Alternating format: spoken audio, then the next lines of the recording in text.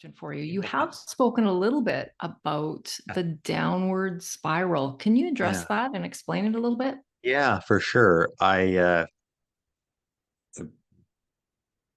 think it's sort of best explained. I'll tell you a bit of an example that most people, I'm sure, can probably relate to, and it sort of helps to sort of understand. That's how it kind of starts to work and starts to deplete you. To me, the down spiral. First off, when I talk about down spiral, I'm talking about the journey down into mental health issues. And so, what I'm going to tell you in this example, this is super, super, super important. This is understanding how everyday stressors in your life start to turn into mental health, where they actually start to cross the line into depression and anxiety. And it's so important for people to understand because I find mental health can be so bloody confusing, right? All these emotions floating around inside. We don't know how we got there. This is how you get there.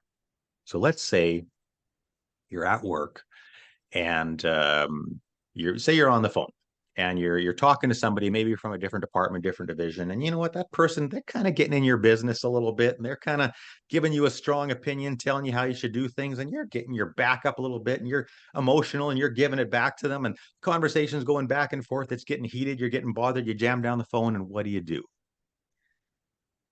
Swear? Who the hell do they think they are? They can't talk to me. And this is where stress starts, right? Boom, something is wrong in my world, and the stress switch flips. And now what I call the stress switch is something that we all commonly know as the fight or flight response. Same thing. And when the fight or flight response engages because something is wrong in our world, what happens is, and again, many of us know this, your body puts out a shot of adrenaline because you're ready to be aggressive, right? You're ready to fight, or you're ready to let the yield to the fear and get the heck out of here, kind of thing.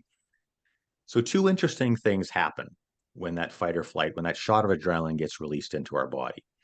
As I had alluded to before, our brain changes, and we actually start to operate from our lowest, most primal part of our brain, most lowest primal part of ourself, the emotional part where we are reactive, right? So you're not making good decisions. This is what causes us to say all the terrible things and creates all the additional stress.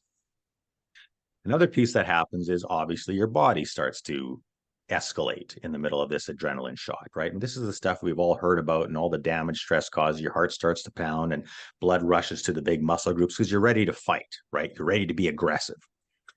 So this, as I'm sure you know, Lisa, is what we commonly refer to as the stress response. Now, something that many people don't know is about 5 or 10 minutes of your body tossing out that shot of adrenaline. Your body actually kicks in and it tries to help you.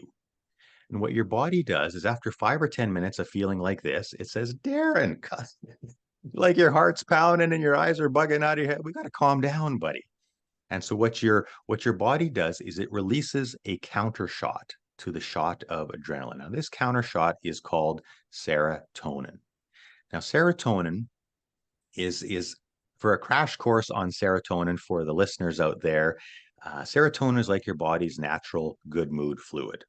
And when you have high levels of serotonin in your brain and body, you know what? You're in a better mood. You kind of see it's more easy to see the glass as half full in life.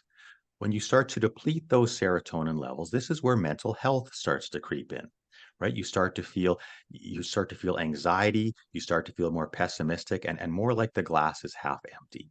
Now, this is the critical point in this explanation, because this is where it starts to cross over from stress to mental health when it starts to impact serotonin. And what happens is this: as we had said before, everybody has got stuff in their life. Everybody's got a busy life, go, go, go, stressors, busy schedule, all those kinds of. Sometimes it is just the hectic pace of life, much like it was for me. Big change, stress, stress, stress. Sometimes it can be a really big issue people deal with.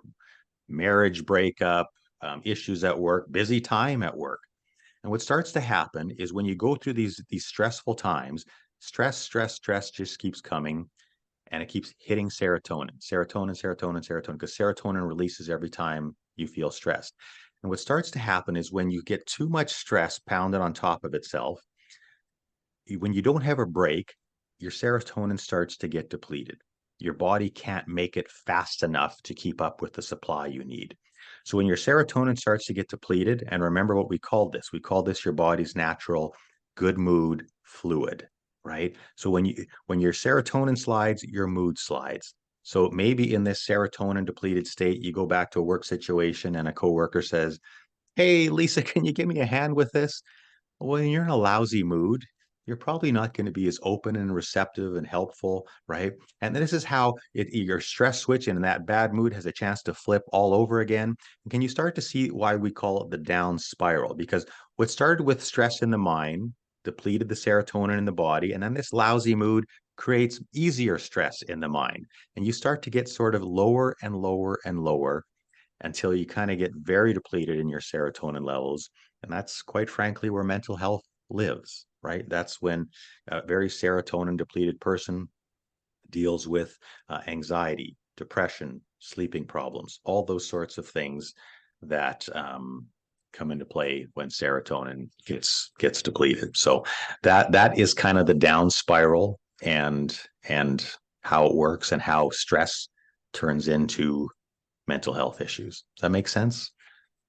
Total sense. And I really like the Yeah. way that you explained it. I mean, I've read about it and, in 50 different books probably, and heard Sure. people Yeah. talk about it, but you're very good at taking these complex issues and simplifying them. I'm a very visual person as well, so that helps me understand this a lot, and I think it'll help the listeners as well.